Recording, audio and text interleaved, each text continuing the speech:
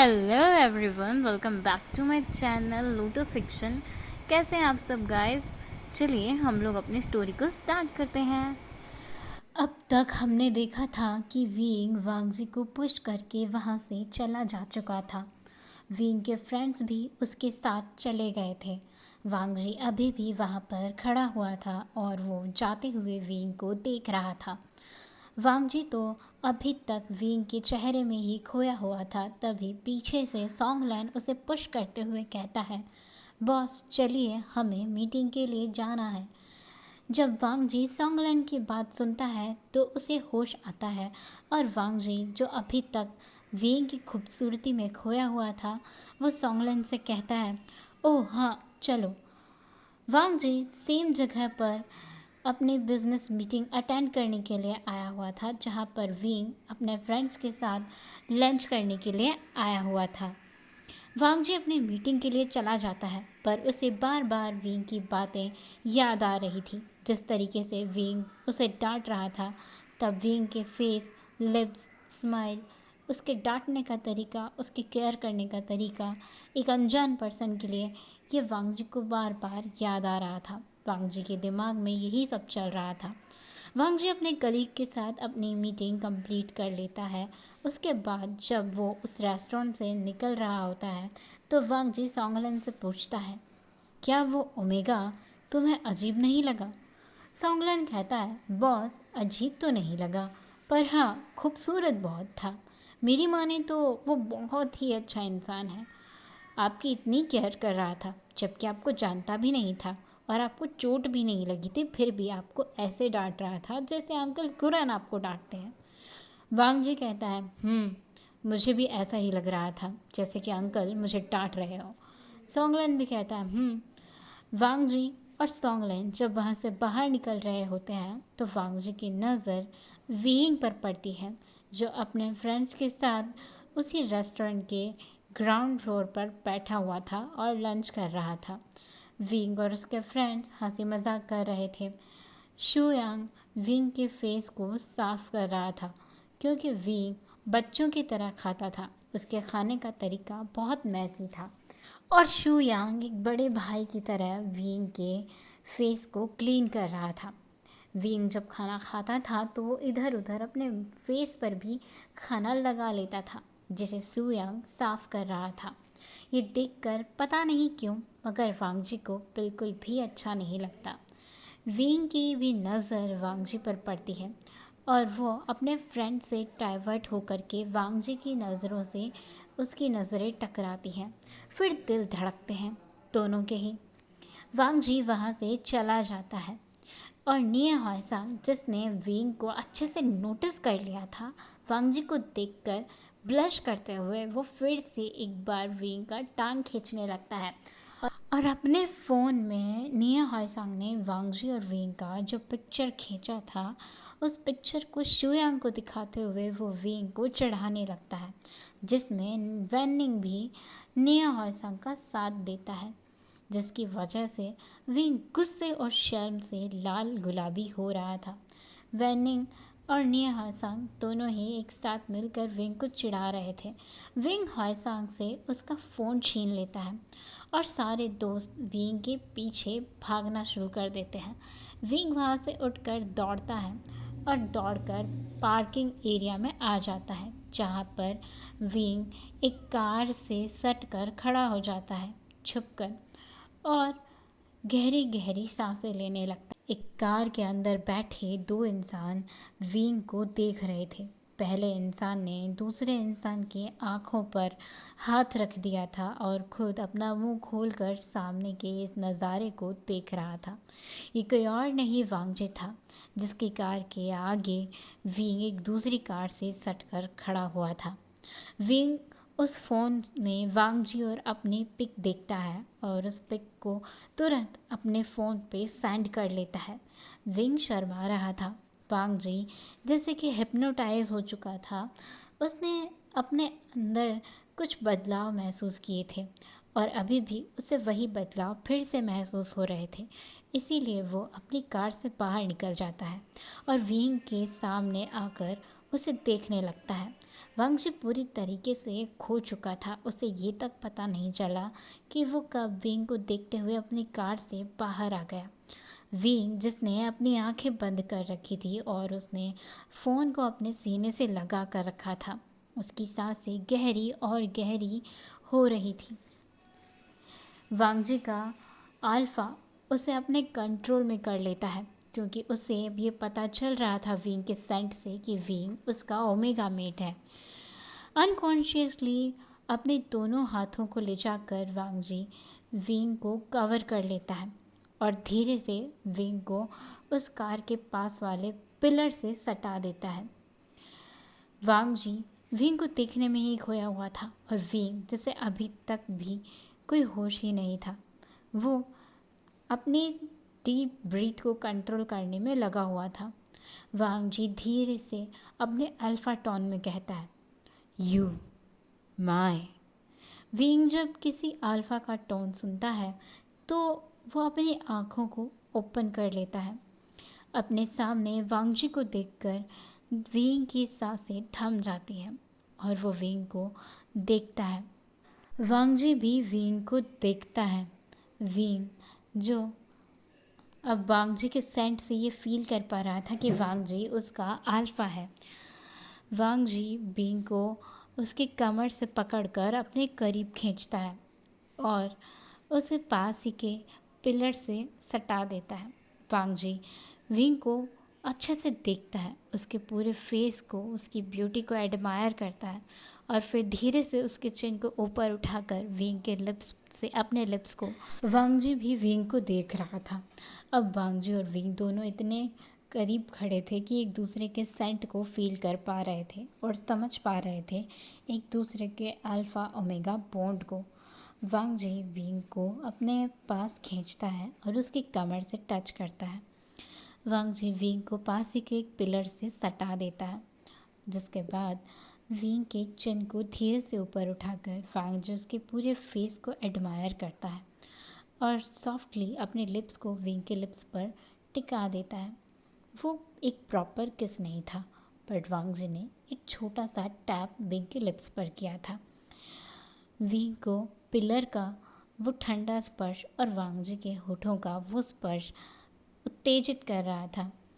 वांगजी का ऐसा बिहेव देखकर सॉन्गलैन बस वांगजी को देखता ही रह गया था। वांगजी विंग के लिप्स को सक कर रहा था, यानी कि विंग को किस कर रहा था। फिर वो विंग से अलग होता है और विंग से कहता है, मेट। विंग भी हाँ में वांगजी की तरफ अपना सर हिलाता है और उसके आइज़ में देखते हुए कहता है, मेट। दोनों के आइज़ का कलर भी चेंज होता है। वांगजी विंग का पॉकेट से उसका फ़ोन निकालता है और उसके फ़ोन पे अपना नंबर सेव करके वहाँ से चला जाता है।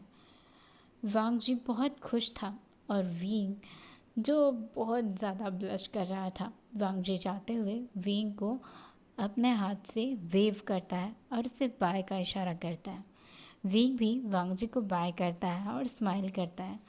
वांगजी पूरे रास्ते अपने लिप्स को टच करते हुए आ रहा था और सॉन्गलैन बस बार बार वांगजी को देख रहा था। कभी वो सामने देखता, कभी वांगजी को देखता। वांगजी एक नैरो आइज से सॉन्गलैन को देखता है, जिसके बाद सॉन्गलैन वांगजी से कहता है, मैंने कुछ नहीं देखा। वांगजी स्माइल करता है और सॉन्गलैन भी अपनी हंसी को रोकने की कोशिश करता है। विंग अपने फ्रेंड्स के साथ लंच करने के बाद घर चला गया था। अब हमें नेक्स्ट मॉर्निंग का सीन दिखाया जाता है। नेक्स्ट मॉर्निंग वांगजी के घर पर वांगजी अपने अंकल लैन कुरन के साथ बैठकर ब्रेकफास्ट कर रहा था। अंकल कुरन ब्रेकफास्ट करने के साथ साथ न्यूज़पेपर रीड कर रहे थे और वांगजी अपने ऑफिस का शेड्यूल चेक कर रहा था। तभी अंकल कुरन का फ़ोन रिंग करता है और अंकल कुरन फ़ोन पिक करते हैं, जो कि सचिन का था। सचिन बहुत ही घबराए हुए वॉइस में कहते हैं, अंकल वांगजी कहाँ है, वो मेरा फ़ोन पिक नहीं कर रहा है। तो अंकल वांगजी से पूछते हैं, वांगजी तुम्हारा फ़ोन कहाँ है। तो वांगजी थोड़ा सा अपना गला साफ़ करते हुए कहता है, वो अंकल मेरा फ़ोन चार्ज में है, क्योंकि वांगजी पूरी रात विंग के साथ चैट कर रहा था। वांगजी जैसे ही ये कहता है, अंकल शिचन से कहते हैं उसका फ़ोन रूम में है और वो ब्रेकफास्ट कर रहा है। शिचन, बात क्या है?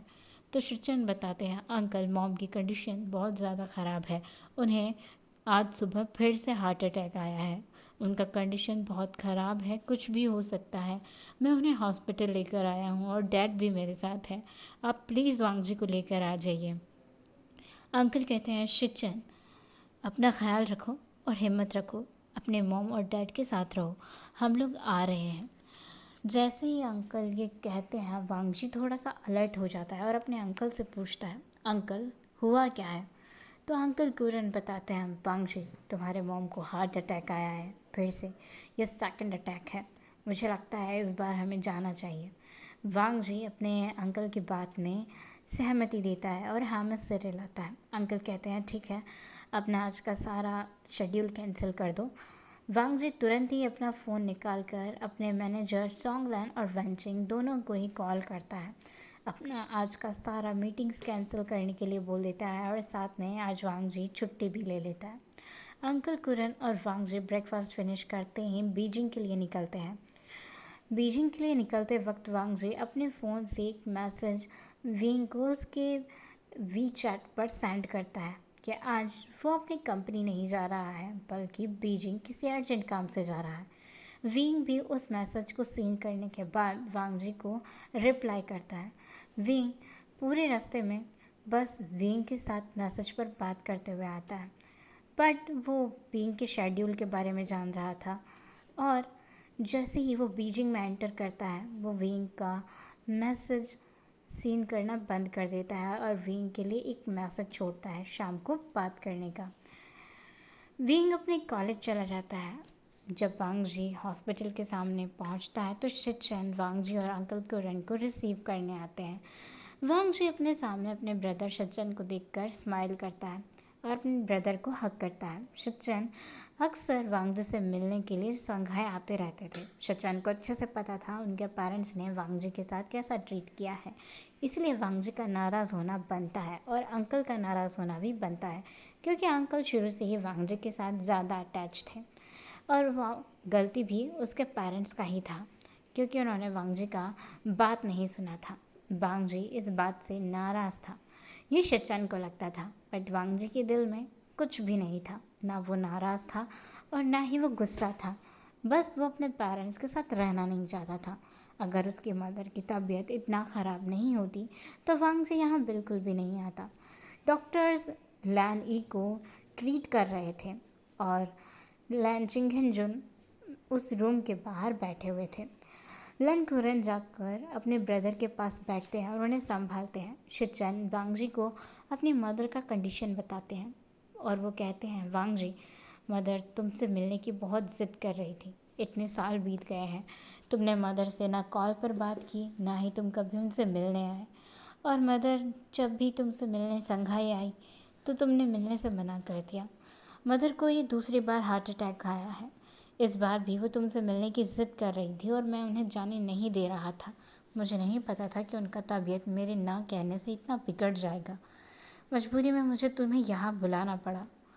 वांग जी एक छोटे से स्माइल के साथ कहता है, कोई बात नहीं गगा, वैसे भी उनका तबीयत इतना ख़राब नहीं होता तो मैं भी यहाँ नहीं आता। सचिन कहते हैं, तुम्हें कुछ दिनों के लिए यहाँ पर रुकना पड़ेगा, क्या तुम रुक पाओगे? तो वांग जी कहता है, ऑफ कोर्स काका, मैं ट्राई करूँगा रुकने का। कुछ घंटों के बाद डॉक्टर्स उस रूम से बाहर निकलते हैं और सचिन को उनकी मदर का कंडीशन बताते हैं। वांग जी भी ये जानकर थोड़ा हैरान होता है कि उसकी मदर बीते कुछ दिनों में किस तरीके से सफ़र किया है, पर वांग जी ने भी बहुत सफ़र किया था। बट वांग जी की हेल्थ कंडीशन के बारे में सिवाय अंकल और सचिन के किसी और को पता नहीं था। वांग जी को मेंटली डिसऑर्डर्स हो गए थे। फर्स्ट ऑफ ऑल वांग जी को ऐसा डिसऑर्डर था जिसके बारे में वांग जी ज़्यादा लोगों को बताना नहीं चाहता था, बस उसके ब्रदर और अंकल कुरन को ही पता था। अपनी मदर की कंडीशन जानने के बाद वांग जी अपनी मदर से मिलता है, जिन्हें अभी होश आ चुका था। लैन ई वांग जी को देखकर स्माइल करती हैं और उसे अपने पास आने के लिए इशारा करती हैं। वांग जी भी इस बार अपनी मदर के पास चला जाता है। लैन ई वांग जी को टच करती हैं, उसका हाथ पकड़ती हैं और उससे कहती हैं, लान झान, कुछ दिनों के लिए मेरे पास रुक जाओ। वांग जी अपनी मदर की वॉइस में पेन को फील कर सकता था। वांग जी हाँ में सिर हिलाता है। उसका मन तो नहीं था, पर वो फिर भी हाँ में सिर हिलाता है। शाम तक ही वांग जी के मदर को हॉस्पिटल से डिस्चार्ज कर दिया गया था और 2 नर्सेस को उनके लिए अपॉइंट कर दिया था। सचिन और वांग जी मिलकर उन्हें हॉस्पिटल से घर ले आते हैं। वांग जी का जो रूम बचपन में उस लैंड हाउस में उसका हुआ करता था, उस रूम को हमेशा ही साफ़ सुथरा रखा जाता था। वांग जी के जाने के बाद वो जैसा था उसे वैसा ही मेंटेन करके रखा गया था। सचिन वांग जी को वो रूम दिखाते हैं। वांग जी अपने रूम को देखकर अपनी पुरानी मेमोरीज़ को फ्रेश करता है, जिसमें सबसे ज़्यादा उसे वो पेनफुल मेमोरीज़ याद आती हैं। जब यहाँ उसके साथ में सबसे ज़्यादा बुरी चीज़ें हुई वो भी उसे याद आती हैं। वांग जी को एक बार फिर से हर्ट फील होता है। सचिन वांग जी को रेस्ट करने का बोलकर चले जाते हैं। अंकल कुरन जो अपने रूम में जा चुके थे। हे गाइस, आज के लिए बस इतना ही। हम मिलेंगे नेक्स्ट पार्ट में। तब तक के लिए आपको वीडियो कैसा लगा प्लीज़ कमेंट करके ज़रूर बताना। Thank you for watching. Bye bye.